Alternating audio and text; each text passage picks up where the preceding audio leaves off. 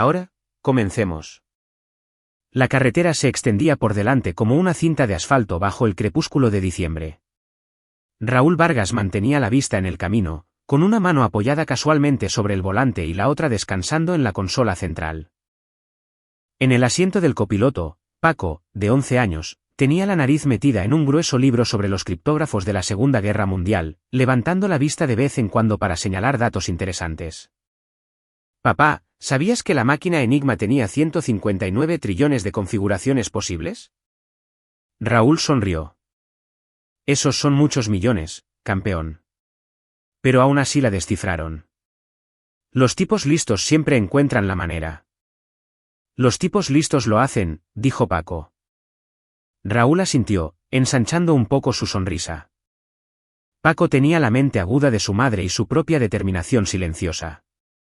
El niño lo notaba todo, lo recordaba todo, procesaba la información como una computadora. A los 11 años, ya leía a un nivel universitario y tenía una habilidad especial para los acertijos que habría llenado de orgullo a su madre. Sara se había ido hace 3 años. Cáncer, rápido y despiadado. Raúl se había alejado de su carrera como consultor en manejo de crisis, el tipo de persona a la que llamaban las corporaciones de la lista Fortune 500 cuando sus directores ejecutivos eran atrapados con las manos en la masa, o en cosas peores. Se había especializado en controlar narrativas, manejar daños colaterales y convertir desastres en oportunidades. La paga era obscena, las horas brutales, el trabajo éticamente gris. Pero después de que Sara murió, nada de eso importaba ya. Paco importaba. Estar presente importaba.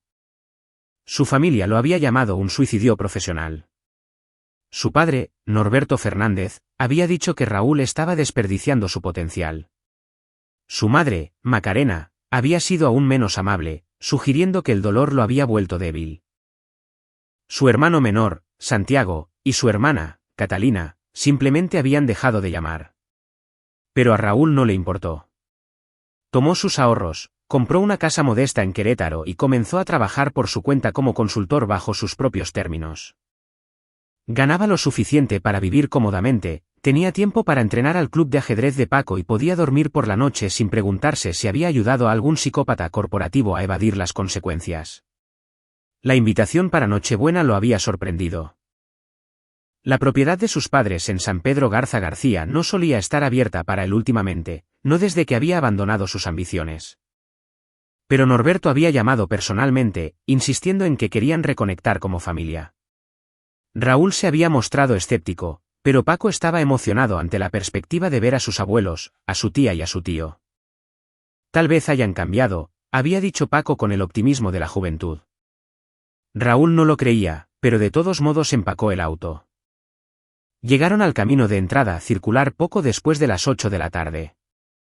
La propiedad de los Fernández se alzaba por delante, una extensa mansión de estilo colonial que Norberto había comprado hace 30 años cuando su bufete de abogados despegó.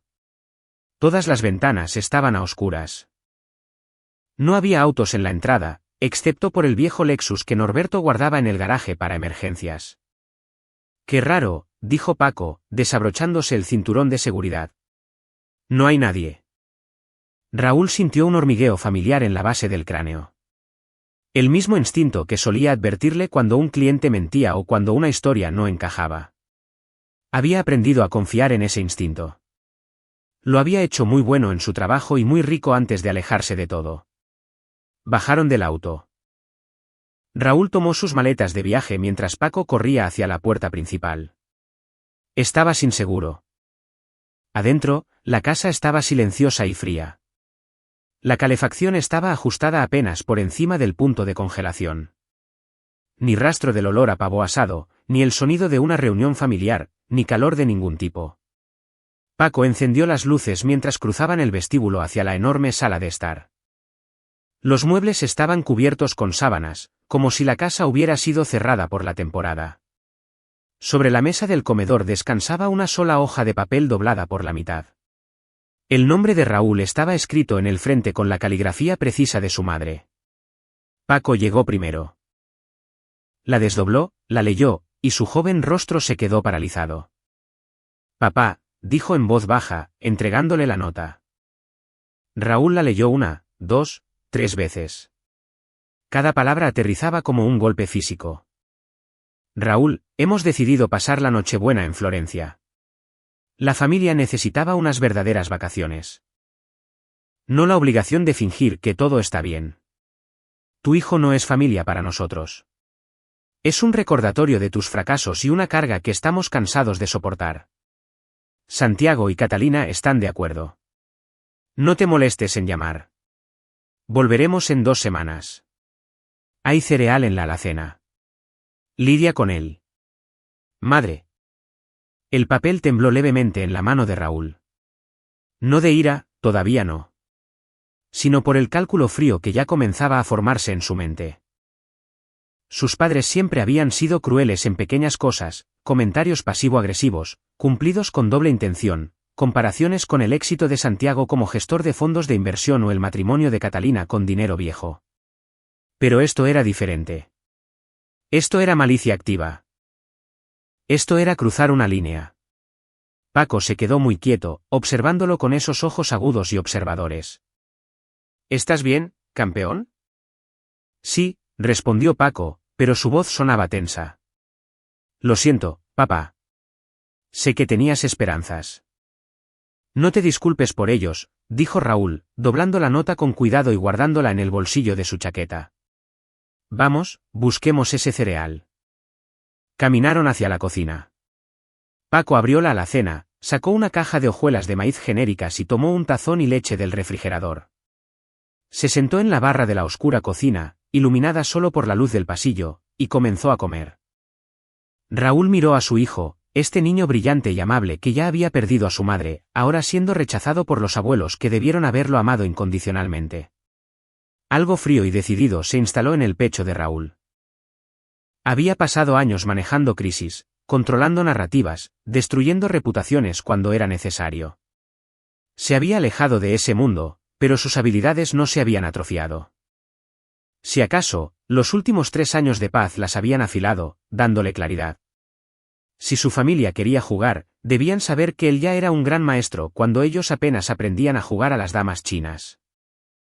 Paco terminó su cereal, enjuagó el tazón y miró a su padre con una expresión demasiado sabia para un niño de 11 años. Papá, dijo, metiendo la mano en su mochila. Antes de que decidas qué hacer, el abuelo no sabe que encontré esto en su cuarto la última vez que lo visitamos. Sacó un portafolio de cuero, del tipo que usan los abogados para documentos importantes. Estaba buscando un libro que prometió prestarme. Esto estaba escondido bajo un doble fondo en el cajón de su escritorio. Le tomé fotos con mi teléfono, pero pensé que tal vez deberías ver el original. Raúl tomó el portafolio, sintiendo su peso.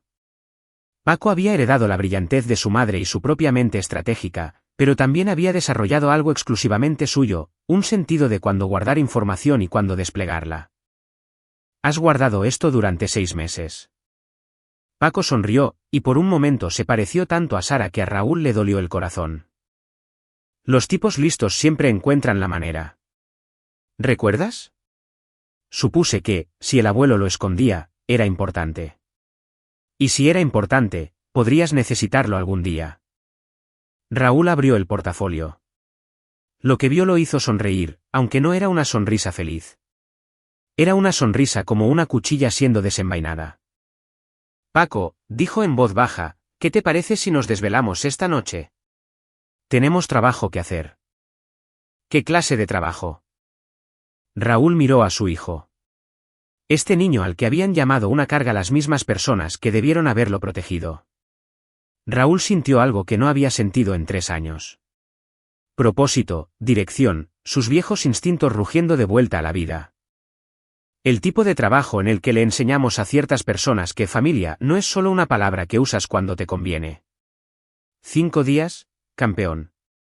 Eso es todo lo que necesito. 5 días y vamos a poner su mundo de cabeza. La sonrisa de Paco igualó a la de su padre. Los tipos listos siempre encuentran la manera. Así es, hijo. ¿Lo hacen? Raúl había pasado los últimos 3 años siendo un padre presente. Pero antes de eso, había sido algo completamente distinto. El manejo de crisis no se trataba solo de apagar incendios. Se trataba de entender el apalancamiento, los puntos de presión y cómo desmantelar el mundo cuidadosamente construido de alguien con precisión quirúrgica.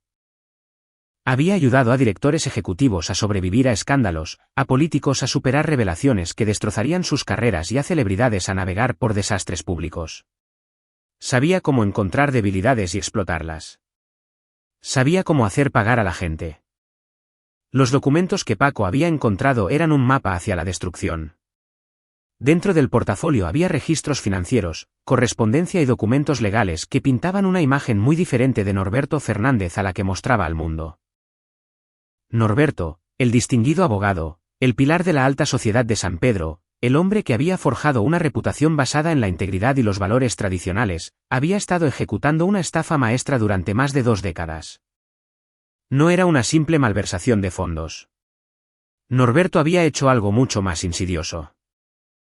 Había estado utilizando sistemáticamente su posición como albacea de diversas sucesiones para desviar activos, manipular fideicomisos y, esencialmente, robar herencias de los hijos y nietos de sus clientes más adinerados.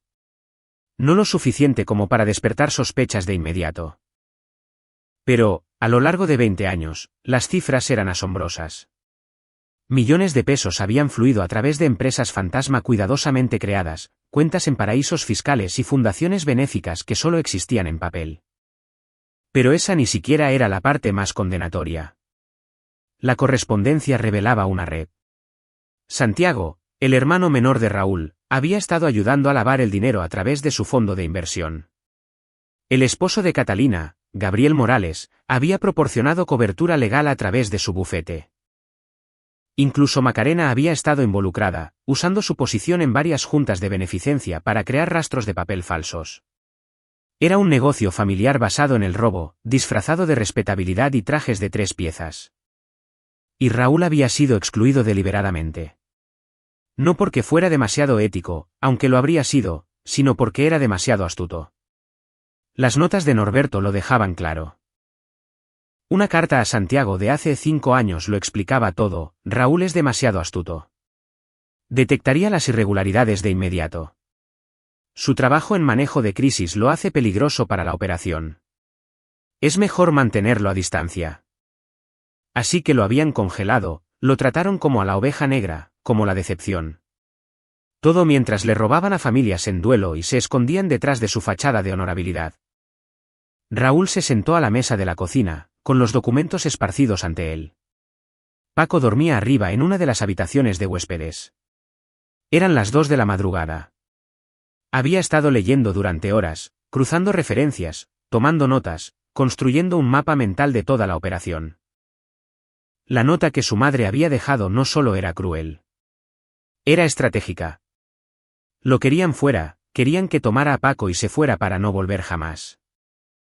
Porque si Raúl alguna vez comenzaba a hacer preguntas, si alguna vez sentía curiosidad por la repentina expansión de riqueza de la familia, si alguna vez miraba demasiado de cerca las finanzas de jubilación de Norberto. Habían dejado la nota esperando vergüenza, dolor y retirada. Habían calculado muy mal. Raúl sacó su computadora portátil y comenzó a hacer llamadas. A las 2 de la madrugada, la mayoría de las personas no responderían. Pero Raúl no estaba llamando a la mayoría de las personas. Estaba llamando al tipo de contactos que haces en la gestión de crisis: investigadores, auditores forenses, periodistas y abogados que viven en las sombras de los desastres ajenos. Para el amanecer, tenía un equipo ensamblado. Para el mediodía, estarían en Nuevo León. Para Nochebuena, dentro de 5 días, la familia Fernández regresaría de Florencia para encontrar su mundo demolido sistemáticamente. Pero Raúl no se conformaba con solo exponerlos. Eso era demasiado limpio, demasiado simple. Esas personas habían llamado a su hijo una carga. Habían intentado borrarlo de la familia. Habían construido su imperio sobre el duelo robado. Quería que sintieran lo que habían hecho sentir a otros. Quería que perdieran todo de la misma manera en que las familias a las que les habían robado lo habían perdido todo. Y quería que supieran exactamente quién se los había hecho. Raúl abrió un nuevo documento en su portátil y comenzó a escribir. No eran notas.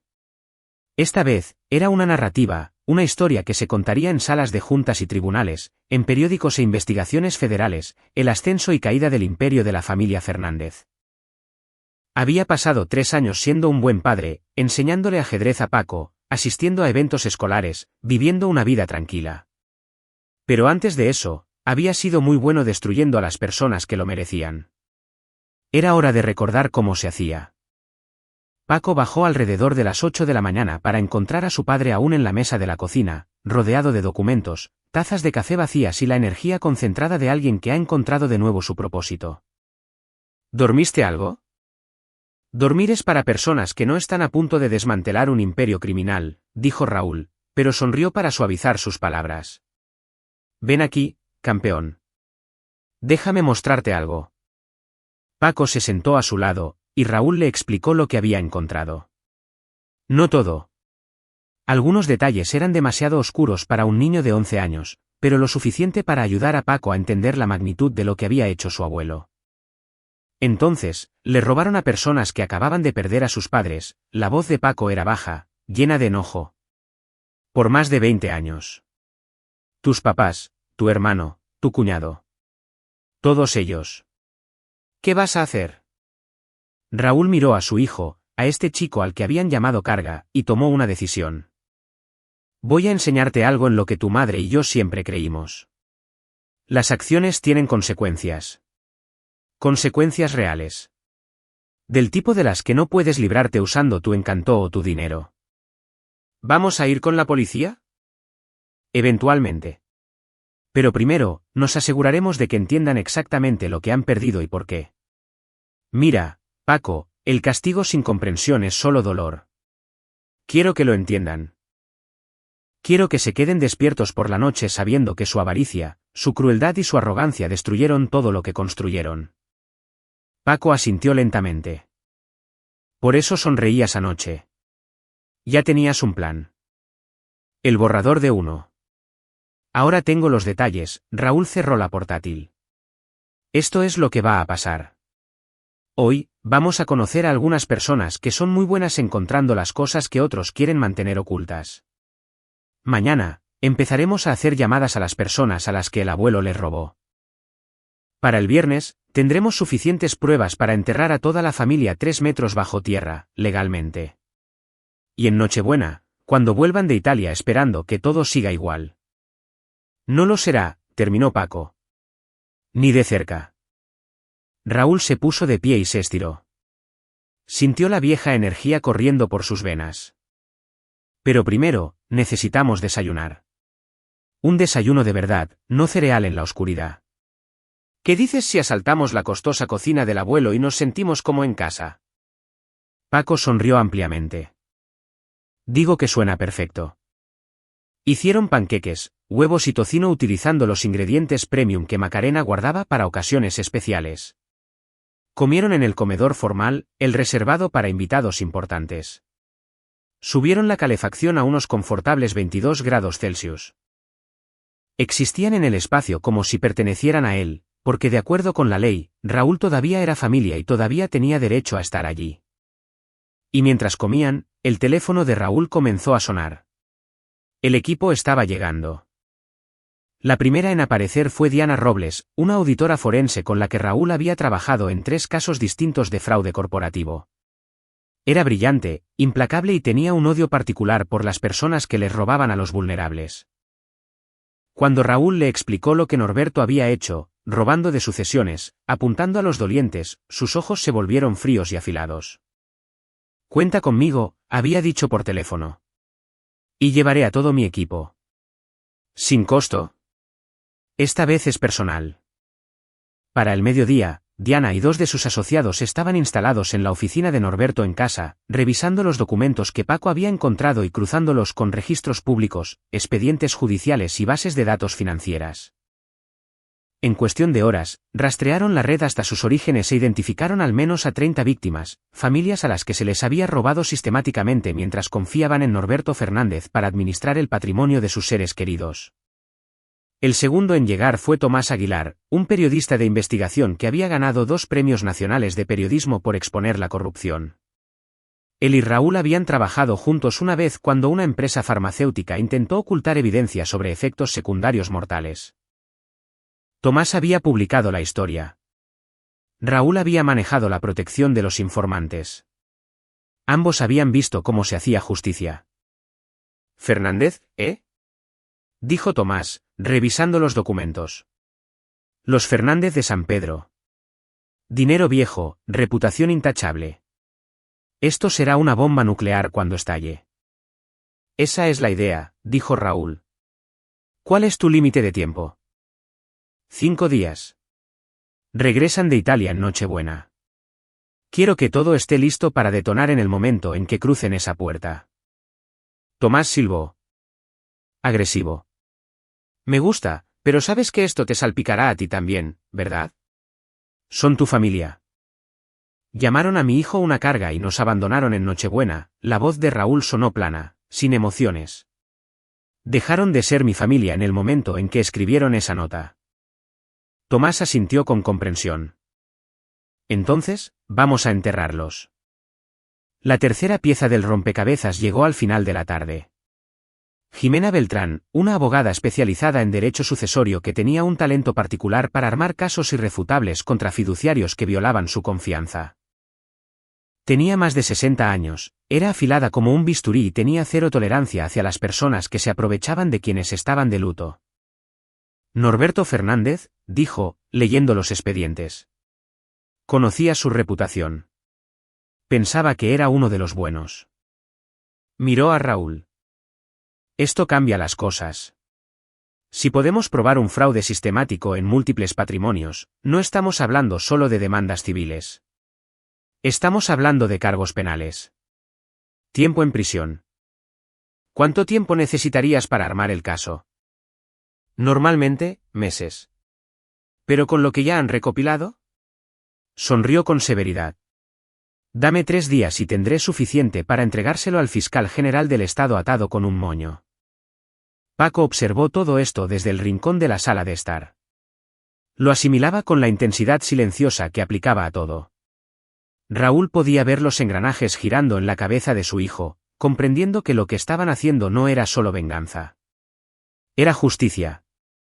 Papá, dijo Paco durante un descanso, a las personas a las que el abuelo les robó, les van a devolver su dinero, ¿verdad?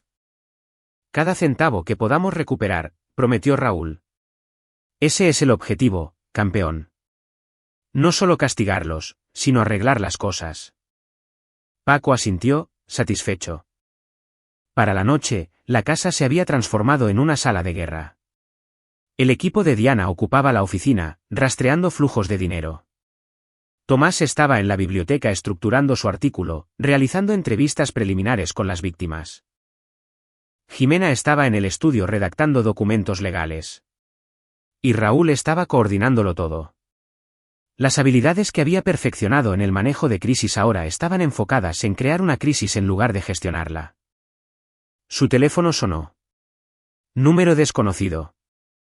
¿Señor Vargas? Sonó la voz de una mujer mayor, vacilante. Al habla. Mi nombre es Rosaura Barrios. Tomás Aguilar me dio su número. Dijo que usted podría ayudarme con el patrimonio de mi difunto esposo. Norberto Fernández era el albacea. Y siempre me he preguntado.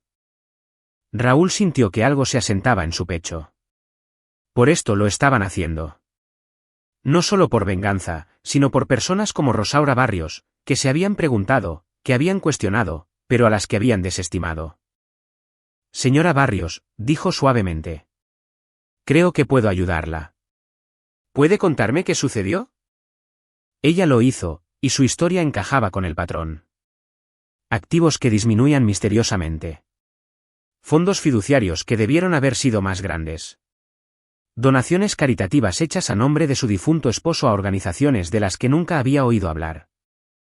Norberto le había robado aproximadamente 3,5 millones de pesos a su familia a lo largo de 10 años, sumas lo suficientemente pequeñas como para que ella misma cuestionara su propia memoria y su propio entendimiento. Creí que me estaba volviendo loca, dijo suavemente. Mis hijos pensaban que estaba siendo paranoica. No estaba loca, señora Barrios. Y voy a demostrarlo. ¿Puede enviarme su documentación? Lo tengo todo. Lo he guardado todo por si acaso. Bien. Envíelo todo. Y, señora Barrios, va a tener justicia. Se lo prometo. Cuando colgó, Raúl encontró a Paco parado en el umbral, observándolo. Por esto es por lo que realmente lo haces, ¿no? Dijo Paco. No solo por la nota, sino por personas como ella. Chico listo, dijo Raúl. Ven aquí. Paco se acercó, y Raúl lo atrajo hacia un abrazo. Tu madre solía decir que nos define lo que hacemos cuando nadie nos está mirando. El abuelo y la abuela pensaron que nadie los estaba mirando. Creyeron que podrían salirse con la suya para siempre. Pero personas como la señora Barrios sí estaban mirando. Solo que no tenían a nadie que las escuchara. Así que sí, esto es por la nota, pero también se trata de asegurar que personas como ella sean escuchadas. Y de que el abuelo vaya a la cárcel. Si es que hay justicia en el mundo. Paco se apartó y miró a su padre. La habrá, porque tú estás haciendo que suceda. Raúl sonrió. Nosotros estamos haciendo que suceda.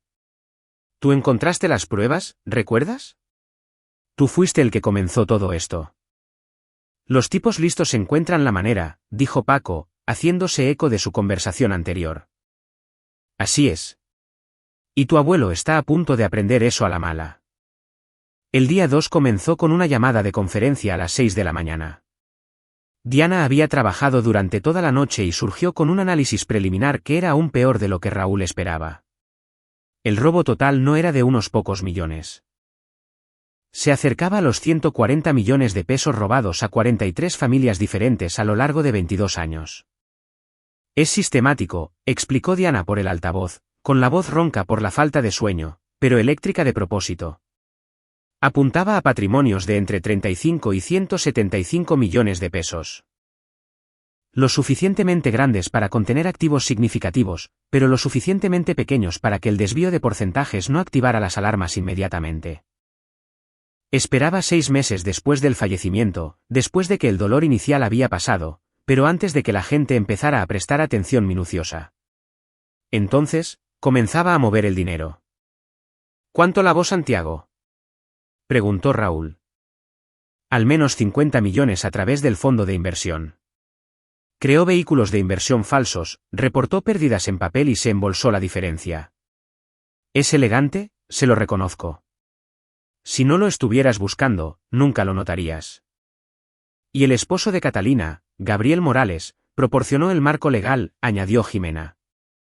Empresas fantasma, fideicomisos en paraísos fiscales, registros de organizaciones benéficas fraudulentas. Es socio en Morales y Asociados. Esto destruirá a todo el bufete cuando salga a la luz. Raúl sintió una sombría satisfacción. No solo habían robado dinero. Habían construido toda una infraestructura de robo, lo que significaba que el colapso sería mucho más espectacular. El artículo de Tomás iba tomando forma. Había entrevistado a 12 familias hasta el momento. Personas como Rosaura Barrios que se habían preguntado, que habían cuestionado, pero a las que habían hecho dudar de su cordura hasta silenciarlas. Sus historias eran desgarradoras. Viudas ancianas que habían confiado en Norberto. Hijos que pensaron que sus padres no tenían tanta seguridad financiera como creían. Familias destrozadas por disputas sobre un dinero que, de todos modos, nunca había estado ahí. Esto es material de Premio Nacional de Periodismo, dijo Tomás sin rodeos. La traición de la confianza, el alcance, las víctimas y el hecho de que es el dinero viejo de San Pedro. Esto estará en todas partes. ¿Cuándo puedes publicar? Lo tendré listo para el día de Nochebuena. Estará en los periódicos la mañana de Navidad, cuando todos todavía estén digiriendo el pavo y el tiempo en familia. La ironía será deliciosa. La estrategia legal de Jimena era aún más completa. Había identificado múltiples ángulos de procesamiento: fraude, incumplimiento del deber fiduciario, robo, lavado de dinero, evasión de impuestos y fraude electrónico. Cada cargo conllevaba una pena de prisión significativa. Y como Norberto había utilizado su posición como abogado, las penas se agravarían. Calculo de 15 a 20 años para Norberto si logramos condenas en todo, dijo Jimena. Santiago enfrenta de 10 a 12 por lavado de dinero. Gabriel podría recibir 25 si podemos probar que sabía que el origen era fraudulento. Y Macarena, conspiración y cómplice encubridora. No hará tiempo en una prisión de máxima seguridad, pero pisará la cárcel y su reputación quedará destruida. Bien, dijo Raúl, tajante. Pero no era suficiente. El castigo era una cosa. La comprensión era otra. Quería que lo supieran, que realmente supieran lo que habían hecho. No solo legalmente, sino moral y emocionalmente. Esa tarde, Raúl tomó una decisión que sorprendió incluso a su equipo. Quiero llamarlos, dijo. ¿A quiénes? Diana levantó la vista de sus hojas de cálculo. A mis padres en Italia. Eso es una locura, dijo Tomás. Los vas a poner sobre aviso.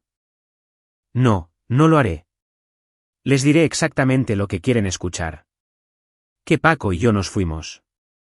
Que desaparecimos. Que ganaron. Jimena lo estudió con detenimiento. Quieres que estén relajados, confiados, volviendo a casa creyendo que todo está bien. Exactamente. La caída es peor cuando no la ves venir. Paco, que había estado escuchando desde el sofá, intervino. Es guerra psicológica. Hacerles creer que están a salvo, para que cuando caiga el mazo, el golpe sea total. Raúl miró a su hijo con orgullo. Exactamente, campeón. Hizo la llamada esa noche. Macarena contestó al tercer timbrazo, con la voz cálida y alegre. Probablemente estaba un poco ebria por el vino italiano. Raúl, me sorprende escucharte. Recibí tu nota, dijo Raúl, manteniendo un tono neutral. Ah, bueno, sentimos que era hora de ser honestos. Lo entiendo. Paco y yo nos fuimos esta mañana. Ya estamos de regreso en Querétaro. Hubo una pausa. Luego. Probablemente sea lo mejor. Sin rencores, espero. Es solo que es complicado. Sin rencores, mamá. Creo que todos necesitamos algo de espacio. Que tengan un buen resto del viaje. Lo haremos. Y Raúl, tal vez sea mejor así.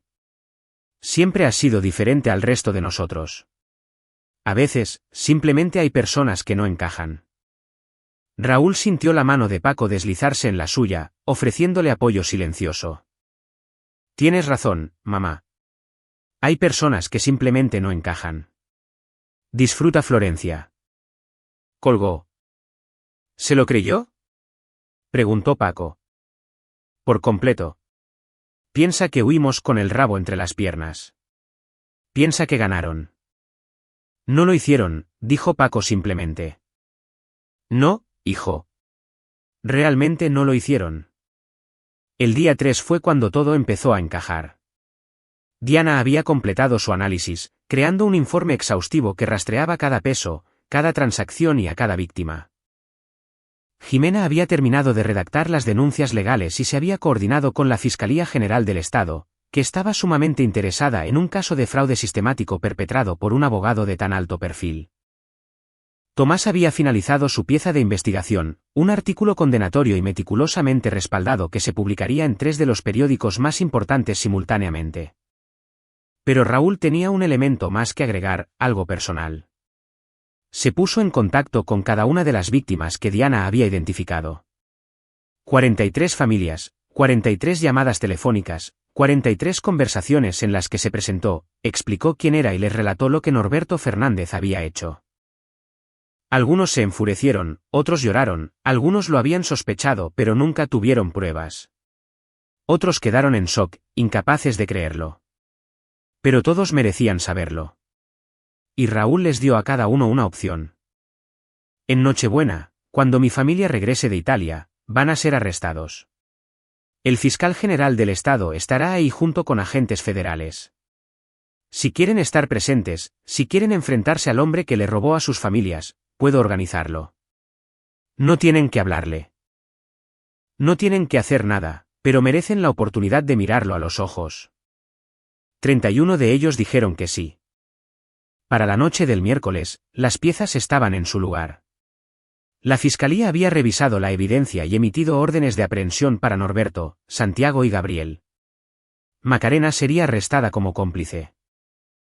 La FGR estaba involucrada debido al fraude electrónico y la transferencia de fondos entre estados. El artículo de Tomás estaba listo para ser publicado.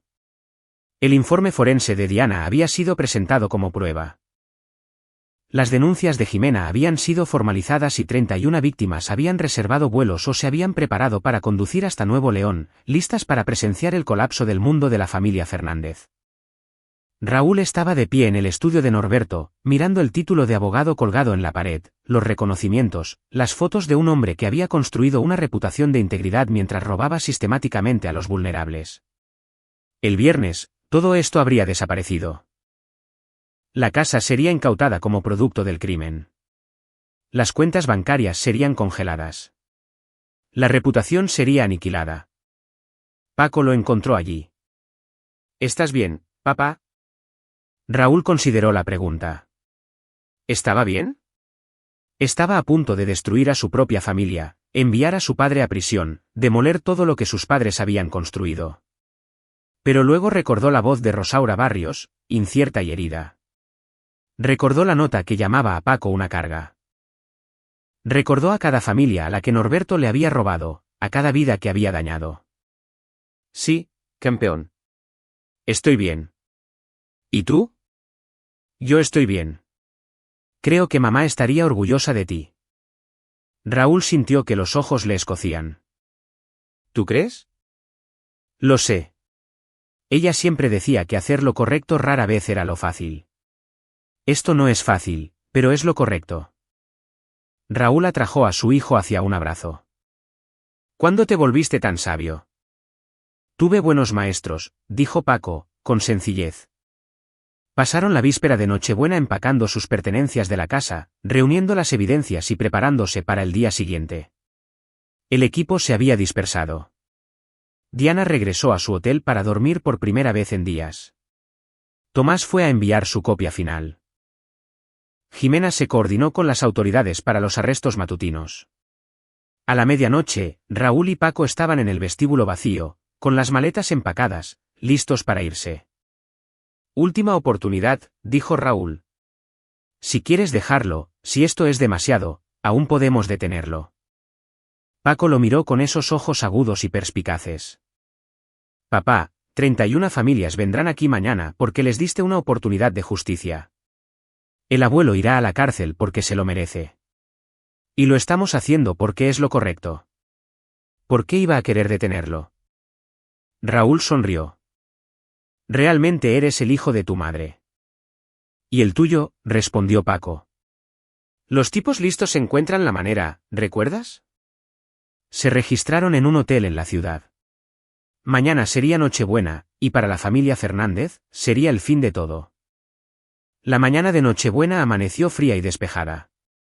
Raúl despertó temprano, revisó su teléfono y vio la cascada de mensajes. El artículo de Tomás se había publicado a las 5 de la madrugada, golpeando simultáneamente en 3 grandes periódicos. El titular era brutal, expuesto el robo de décadas a familias en duelo por parte de abogado de la élite de San Pedro. La historia estaba en todas partes. En pocas horas, se había vuelto viral. Las redes sociales ardían de indignación. Otros abogados estaban saliendo a la luz con sospechas que habían tenido, pero que nunca expresaron. El Colegio de Abogados de Nuevo León había emitido un comunicado de emergencia. El gobernador estaba exigiendo una investigación exhaustiva. El vuelo de Norberto Fernández desde Florencia estaba programado para aterrizar al mediodía.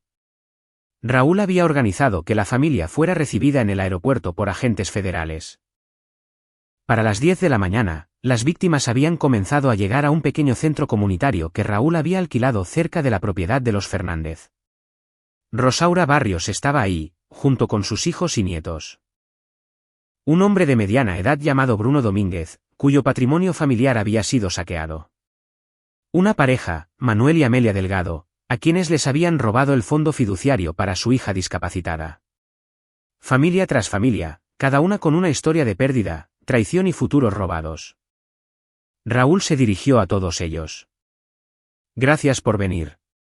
Lo que Norberto Fernández les hizo a sus familias fue inconcebible. Se aprovechó de su dolor, de su confianza y de su vulnerabilidad. Durante años, se salió con la suya porque personas como él cuentan con que las víctimas estén demasiado confundidas, demasiado abrumadas o sean demasiado educadas para contraatacar. Pero ustedes contraatacaron. Guardaron registros. Hicieron preguntas. No lo dejaron pasar.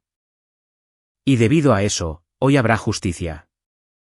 Hizo una pausa, mirando los rostros reunidos. En aproximadamente una hora, Norberto y su familia aterrizarán en el aeropuerto. Serán arrestados de inmediato. La FGR y la Fiscalía General del Estado se están encargando de las detenciones. No tienen que estar presentes para eso. Pero después, serán llevados al juzgado para su audiencia. Si quieren estar en esa sala, si quieren que vean los rostros de las personas a las que lastimaron, he organizado asientos para todos ustedes. La elección es suya. Absolutamente todos decidieron ir al juzgado. El arresto en el aeropuerto se desarrolló exactamente como estaba planeado. Raúl lo vio en las noticias, de pie en el tribunal con Paco a su lado. Norberto, Macarena, Santiago y Catalina, quien había volado a Italia para unirse a ellos en las fiestas, salieron de la aduana luciendo relajados y bronceados, rodando costosas maletas, riéndose de algo. Los agentes federales los estaban esperando. Las imágenes mostraron el rostro de Norberto cuando se le informó que estaba bajo arresto. Primero confusión, luego incredulidad, luego un horror inminente a medida que se leían los cargos: 43 cargos de fraude, fraude electrónico, robo, incumplimiento de deber fiduciario, lavado de dinero. Las cámaras captaron la conmoción de Santiago, las lágrimas de Macarena y las protestas balbuceantes de Catalina. Pero lo que más notó Raúl fue el momento en que los ojos de Norberto encontraron una cámara, vieron al mundo que los observaba y se dio cuenta de que su reputación, la cosa que había valorado más que la honestidad, más que la integridad, más que las vidas que había destruido, había desaparecido para siempre. La audiencia estaba repleta. Jimena se había asegurado de que cada familia víctima que quisiera asistir tuviera un asiento. La prensa llenó los espacios restantes. Y cuando Norberto, Macarena, Santiago y Gabriel, quien había sido arrestado en su bufete de abogados, fueron introducidos en la sala esposados, se enfrentaron a una galería llena de las personas a las que les habían robado. Raúl observó el rostro de su padre mientras el reconocimiento se abría paso. No eran solo extraños. Eran clientes, familias que había conocido, personas que habían confiado en él, y todos estaban allí viendo su caída. El fiscal detalló los cargos meticulosamente. El juez, que conocía a Norberto profesionalmente desde hacía años, lucía asqueado mientras se presentaba la evidencia. La fianza se fijó en 35 millones de pesos para cada uno, cantidades que habrían sido fáciles de pagar para ellos hace una semana, pero con sus cuentas congeladas y sus activos incautados, ahora era imposible. El abogado de Norberto intentó argumentar, pero el juez lo interrumpió. Señor Fernández, usted es un oficial de este tribunal. Prestó juramento para defender la ley y servir a la justicia. En cambio, se aprovechó de familias en duelo, robándoles a quienes confiaron en usted en sus momentos más vulnerables. La fianza se fija en 35 millones de pesos. Permanecerá en prisión preventiva en espera del juicio. Mientras se los llevaban, los ojos de Norberto encontraron a Raúl en la galería. Hubo reconocimiento allí, comprensión. Sabía quién había hecho esto. Sabía que su propio hijo había orquestado su destrucción. Raúl sostuvo la mirada de su padre de forma calmada y equilibrada. Sin ira, sin triunfo, solo certeza. Las acciones tienen consecuencias, papá. Consecuencias reales. Paco le apretó la mano. Después de la audiencia, Raúl se reunió con las víctimas fuera del tribunal. Muchos estaban llorando, no de tristeza, sino de alivio. Rosaura Barrios lo abrazó, agradeciéndole por creer en ella. Bruno Domínguez le estrechó la mano, diciendo que nunca pensó que vería justicia. Los Delgado preguntaron si se mantendría en contacto para informarles cómo avanzaba el caso. Todos ustedes recuperarán su dinero, les aseguró Jimena. Hemos congelado los activos y rastreado los fondos. Tomará tiempo, pero serán compensados íntegramente. Tomás se acercó a Raúl con una libreta en la mano. Necesito unas palabras tuyas. El hijo que derribó a su propia familia para proteger a las víctimas. Ese es el ángulo de interés humano. Sin declaraciones, dijo Raúl. Esto no se trata de mí. Se trata de las 43 familias que fueron lastimadas. Deja que cuenten sus historias. Yo solo soy alguien que tenía las habilidades correctas en el momento correcto. Y al hijo correcto, añadió Tomás, mirando a Paco, el chico que encontró las pruebas. Eso también es parte de la historia. Paco sacudió la cabeza. Mi papá dice que los tipos listos encuentran la manera. Yo solo encontré los papeles. Él encontró la manera. Tomás sonrió. Eres un buen chico. Tu abuelo no tenía idea de con quién se estaba metiendo, ¿verdad? No, dijo Paco simplemente. No la tenía. El juicio duró 6 meses. Raúl y Paco regresaron a Querétaro, pero volvieron para cada audiencia importante. Jimena procesó el caso junto a la fiscalía, construyendo un muro abrumador de pruebas. Diana testificó sobre la auditoría forense. El artículo de Tomás había iniciado una conversación nacional sobre el abuso de personas mayores y el robo fiduciario. Norberto intentó luchar al principio, contratando abogados costosos, alegando que las pruebas habían sido fabricadas y que Raúl tenía una venganza personal, pero el rastro del dinero era irrefutable. El testimonio de las víctimas fue devastador, y cuando Santiago se quebró y aceptó testificar contra su padre a cambio de una sentencia reducida, el caso se volvió hermético. Gabriel fue a juicio y perdió 22 años de prisión federal. Santiago se declaró culpable, 8 años. Macarena aceptó un acuerdo de culpabilidad, 3 años de condena mayormente suspendida, más restitución y servicio comunitario. Norberto Fernández llegó a juicio convencido de que podía encantar a un jurado, de que su reputación lo salvaría. No lo hizo. El jurado lo condenó por todos los cargos. El juez lo sentenció a 25 años de prisión. A sus 72 años, era efectivamente una cadena perpetua. Raúl asistió a la lectura de la sentencia. Paco, que ya tenía 12 años y estaba aún más afilado que antes, lo acompañó. Se sentaron en la primera fila mientras traían a Norberto, estaba más delgado y su arrogancia había sido despojada por sus 6 meses de prisión esperando el juicio. Cuando Norberto habló para dar su declaración final a la corte, miró directamente a Raúl. Mi propio hijo me hizo esto, dijo, con la voz temblorosa. Mi propia sangre se volvió en mi contra, destruyó a mi familia, arruinó todo lo que construimos. El juez lo interrumpió. Señor Fernández, usted destruyó a su propia familia cuando eligió robarles a los vulnerables. Su hijo simplemente se aseguró de que enfrentara las consecuencias de sus acciones.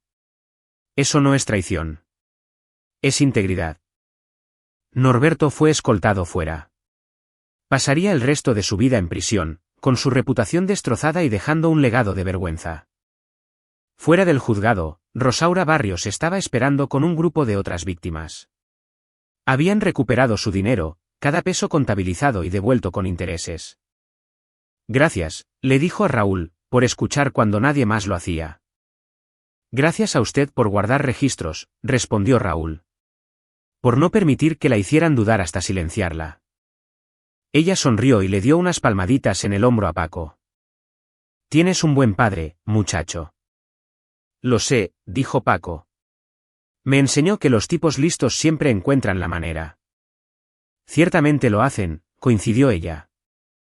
Un año después, Raúl estaba en la sala de estar de su casa en Querétaro, viendo a Paco prepararse para el campeonato regional de ajedrez. Su hijo había crecido otro centímetro. Su juego se había agudizado aún más, y recientemente había sido destacado en una revista juvenil como el chico que ayudó a desmantelar un imperio criminal. Paco odiaba la atención, prefería enfocarse en la escuela, el ajedrez y su creciente colección de libros de historia de la Segunda Guerra Mundial. Pero había utilizado su breve fama para abogar por mayores protecciones para los beneficiarios de patrimonios, testificando ante el Congreso del Estado sobre cómo cerrar los vacíos legales que Norberto había explotado. El proyecto de ley fue aprobado. Se le llamó informalmente Ley de Paco, aunque el nombre oficial era la Ley de Protección a Beneficiarios. El teléfono de Raúl sonó. Jimena Beltrán. Pensé que te gustaría saber, dijo ella. El bufete de Gabriel Morales acaba de llegar a un acuerdo en la última demanda civil. Todas las víctimas han sido compensadas íntegramente, con daños adicionales. Se acabó, Raúl. Lo lograste. Lo logramos, corrigió Raúl. No habría sido posible sin tu equipo. Tal vez, pero no habría pasado en absoluto si no hubieras peleado por ello. La mayoría de la gente se habría alejado. Tú no lo hiciste. Después de colgar, Raúl encontró a Paco en su habitación estudiando una partida de ajedrez. Realmente se acabó, dijo Raúl. Paco levantó la mirada. ¿Ganamos? Raúl lo pensó. Norberto estaba en prisión. Santiago estaba cumpliendo su condena. Gabriel estaba tras las rejas. Las víctimas habían sido compensadas. Las leyes se habían cambiado. El apellido de la familia Fernández, que alguna vez fue sinónimo de prestigio, ahora era una historia de advertencia sobre la avaricia y la traición. Pero más que eso, Paco había aprendido que la justicia era posible, que hacer lo correcto importaba incluso cuando era difícil, que defender a los vulnerables no era debilidad, sino fuerza. Sí, campeón. Ganamos. Paco sonrió, con la misma sonrisa que Sara solía tener cuando resolvía un problema particularmente difícil. Los tipos listos siempre encuentran la manera. Así es, hijo. ¿Lo hacen? Raúl miró alrededor de su modesta casa, a la vida que habían construido juntos, al futuro que se extendía ante ellos. Se había alejado de la riqueza, del prestigio, del nombre familiar. Pero había ganado algo infinitamente más valioso: integridad, propósito y el respeto de un hijo que sabía que su padre siempre lucharía por lo correcto. La casa no era tan grande como la mansión de Norberto. El auto no era tan caro. La reputación no era tan pulida. Pero era suya, ganada honestamente, construida sobre la verdad, y eso hacía toda la diferencia. 3 años después del juicio, Raúl recibió una carta desde prisión, escrita por Norberto. Casi la tira a la basura sin abrir, pero la curiosidad pudo más. Raúl, he tenido tiempo para pensar. Demasiado tiempo, sobre lo que hice, sobre lo que perdí, sobre quién resultaste ser. Pasé toda mi vida construyendo una reputación. Pensé que eso era lo que importaba. Cómo me veía la gente. Lo que pensaban de mí. Robé para mantener esa imagen. Para ser el abogado exitoso, el proveedor. El patriarca. Y lo perdí todo. Renunciaste a tu carrera para ser un buen padre. Pensé que eras débil. Pensé que Paco era una carga porque te impedía ser lo que yo quería que fueras. Estaba equivocado. Eres la persona más fuerte que conozco.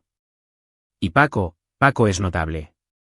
No por nada que yo haya hecho, sino por lo que tú le enseñaste. No espero perdón. No lo merezco. Pero quería que supieras que por fin lo entiendo. No destruiste a nuestra familia. Lo hice yo.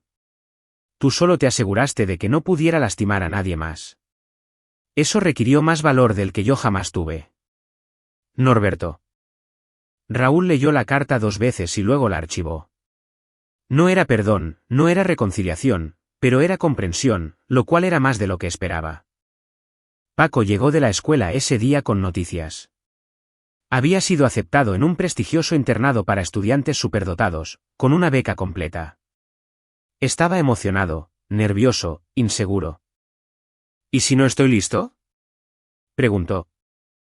Raúl pensó en el niño de 11 años que había encontrado pruebas y esperado 6 meses para desplegarlas.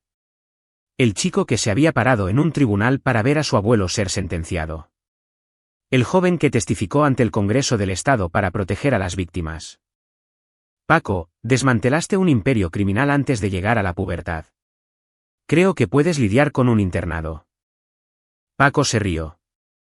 Visto de esa manera. Además, añadió Raúl, los tipos listos siempre encuentran la manera. ¿Recuerdas? Sí, dijo Paco. ¿Lo hacen? Mientras Raúl veía a su hijo empacar para la escuela ese otoño, reflexionó sobre los últimos 3 años. La nota que había llamado a Paco una carga. Las pruebas que habían destruido a una familia. El juicio que había impartido justicia. Las víctimas que habían recuperado su dinero. Las leyes que se habían cambiado.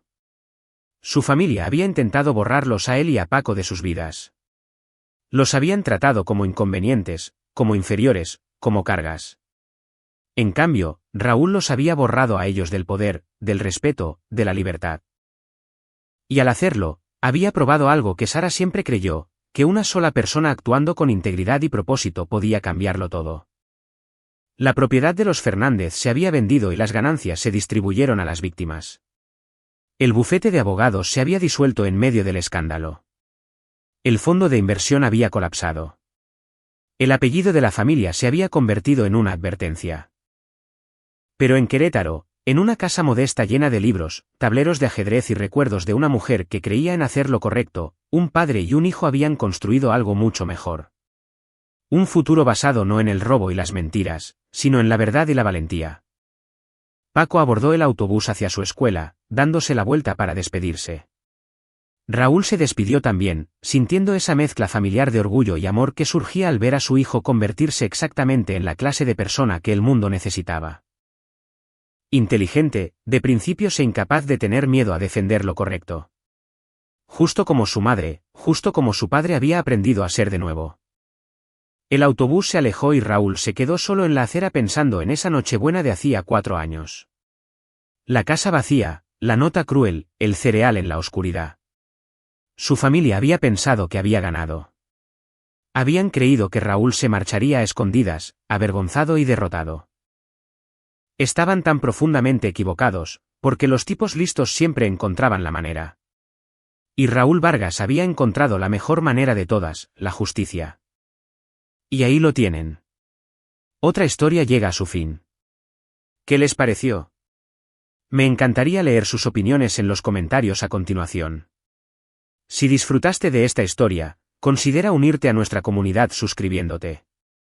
Significa el mundo para nosotros.